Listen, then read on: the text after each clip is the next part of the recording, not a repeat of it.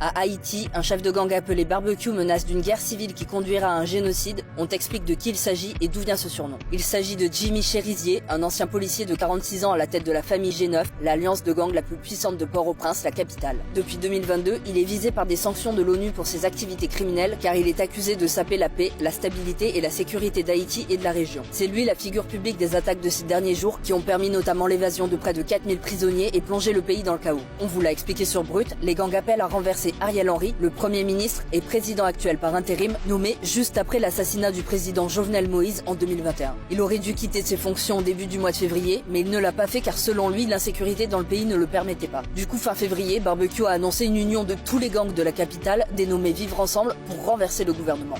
Mardi, Barbecue a dit que si Ariel Henry ne démissionne pas, et si la communauté internationale continue de le soutenir, Haïti doit s'attendre à aller tout droit vers une guerre civile qui conduira à un génocide. Alors il faut savoir qu'avant de devenir l'un des plus influents bandits d'Haïti, Barbecue a passé une quinzaine d'années dans une unité d'élite chargée de la lutte contre les gangs. Mais il a été évincé des forces de l'ordre en 2018 après avoir participé à un massacre de civils lors d'une opération, le pire qu'ait connu Haïti en 10 ans. 71 personnes sont mortes brûlées vives chez elles, dans un bidonville de Port-au-Prince. C'est d'ailleurs de là que viendrait son surnom. Ces attaques se manifestent souvent par de violents incendies et des victimes brûlées vives, d'où le fameux barbecue. Mais c'est une explication qu'il dément. Selon lui, on l'appelle comme ça car ado, il vendait de la viande grillée dans les rues de Port-au-Prince. Depuis le début des violences, au moins 15 000 personnes ont fui Port-au-Prince.